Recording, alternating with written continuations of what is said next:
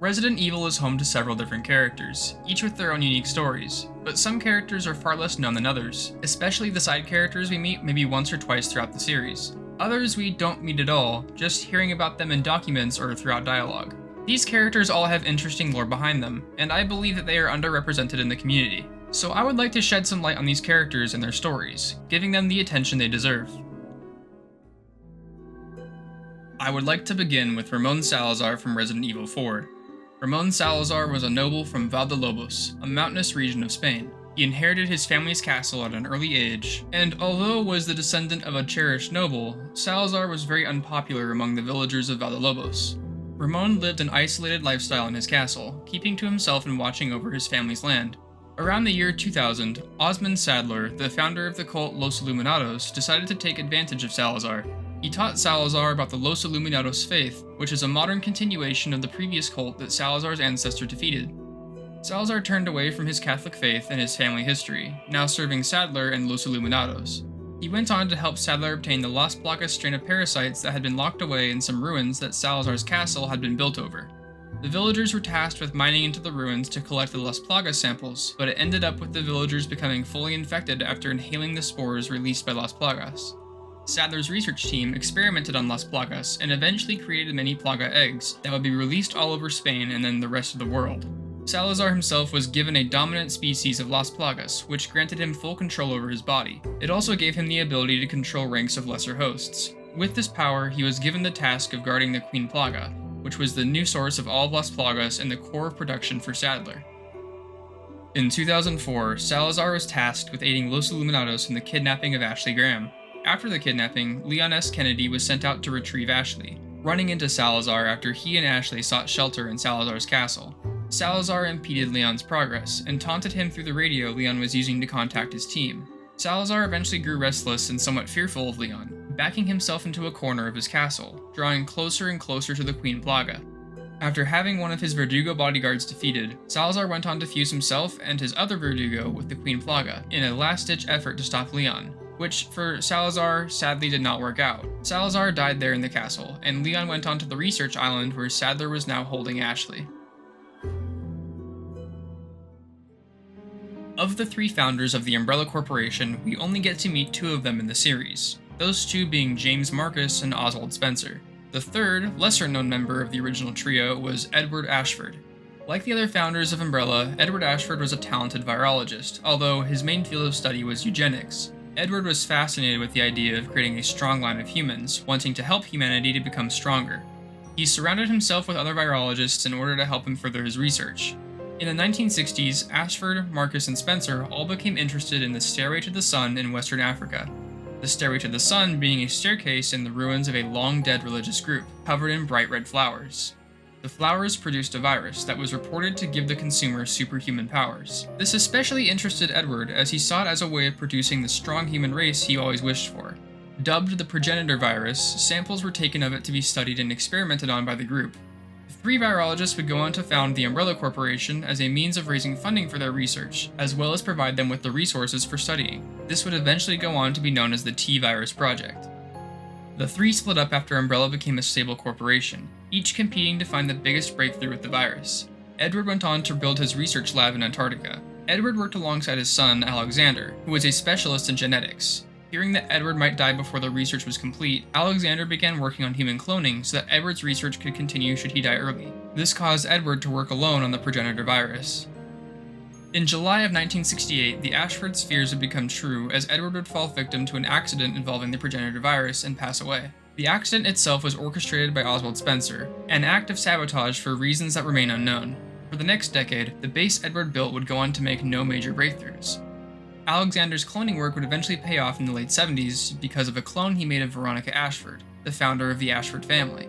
The clone was named Alexia and adopted by Alexander. Alexia became a child prodigy and went on to continue Edward's research in 1981, though she would eventually become infected with a new T-virus strain, the T. Veronica virus. Alfred, Alexia's technical twin clone, would go on to lead the paramilitary division of Edward's base, but was in no position to continue the base's research, ending Edward's line of work before it could even truly begin. The BSAA, or the Bioterrorism Security Assessment Alliance, has appeared in many of the Resident Evil games and has recently made a return in the most recent title of the series. The BSAA has gone under a lot of changes over the years and has been led by different directors, one of those directors being Clive R. O'Brien. O'Brien was the lead director of the BSAA during the events of Resident Evil Revelations, those events being somewhere between 2004 and 2005. O'Brien was the director of the BSAA during the event known as the Terra Grigia Panic. The Terra Grigia Panic being an attack on the Mediterranean city of Terra Grigia by a bioterrorist organization known as Veltro. At the time, the BSAA was a simple NGO third-party observer to counter bioterror industries. They worked alongside the FBC, who did the actual groundwork when dealing with bioterror attacks.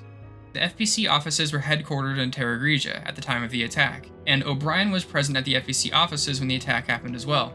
The director of the FBC, Morgan Lansdale, and O'Brien were both in command of the operations departments in Terra Grigia, yet did not see eye to eye. Lansdale wanted to use the Regius Solis space weapon to stop the infection spread in Terra Grigia, while O'Brien believed the attack could be fought at the ground level without destroying the city. Lansdale used his superiority with the FBC to overrule O'Brien, and the city of Terra Grigia was destroyed, eradicating the spread of the infection. O'Brien believed something was up with Lansdale after this event, and decided to launch an investigation into Lansdale with the help of his agents in the BSAA and some agents working for the FBC. These agents included Jill Valentine and Chris Redfield, who are now working with the BSAA after the events of Raccoon City. None of these agents knew that O'Brien was using them to expose Lansdale, and all found out about it during the events of Revelations.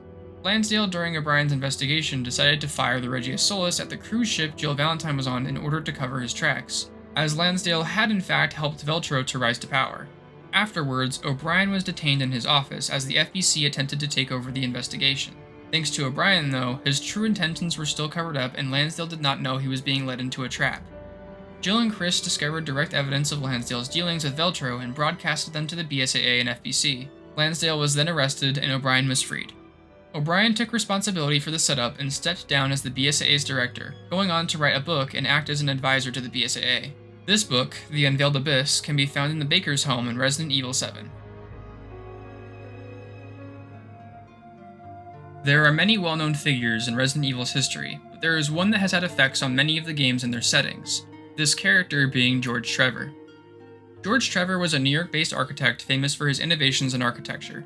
He was well known for his inclusions of traps and puzzles in his designs that allowed his work to have a natural feel, with the traps being mainly out of sight.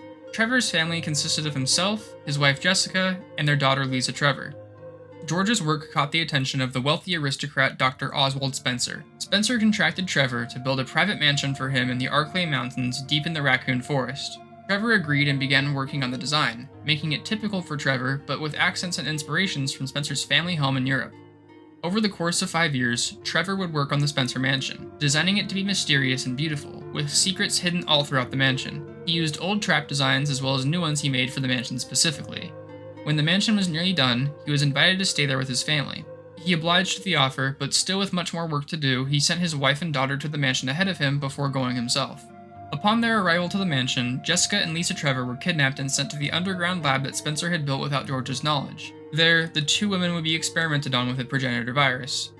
George would arrive 3 days later to find his family missing. Spencer told him that they had gone to visit their Aunt Emma, who had fallen ill, according to Spencer. George was inclined to believe Spencer, although he would go on to doubt this as the days went onward. For the next couple days, George toured the mansion, looking at all the stuff Spencer had brought to the mansion after its completion. Spencer informed George that he was going to use the mansion as a private resort for his employees at the soon-to-be Umbrella Corporation. George was understandably puzzled by this, as it was to his understanding that the mansion was going to be Spencer's private home. Over the next couple days, George noticed things that weren't supposed to exist or were out of place. One of the most notable being the access shaft of the lab in the rear of the mansion where men in white robes were operating from, these men shooing him away after he noticed their presence. Missing his family and being gradually more unnerved by the mansion, George decided to inform Spencer that he was leaving the mansion. Spencer told him he understood, but when the time came for George's departure, another man in a white robe knocked him out and locked him in an upstairs room. George would use his puzzles and emergency shafts in the mansion to attempt to escape, although his efforts were not made easy as many of the shafts now led to different places than he originally had them go. His attempts at escape would take 3 days before he found himself running from mansion guards. He was continually tortured by the knowledge that he had gained, the knowledge that he had unknowingly led his family to certain doom. He found one of his last hidden passages and ducked inside, but as he did, he found he could not get out as a heavy stone blocked his path. Feeling around in the dark, he found what felt like a plaque on the floor. He lit his final match to discover that the plaque was his own headstone, left there by Spencer. He understood then that Spencer had planned this all from the start, and in that tiny corridor, George would accept his death. George died there in that room in 1962. His wife would later be killed by Umbrella, and Lisa would be cursed to roam the mansion forever. Lisa having been made unable to die due to her mutations from the T-virus.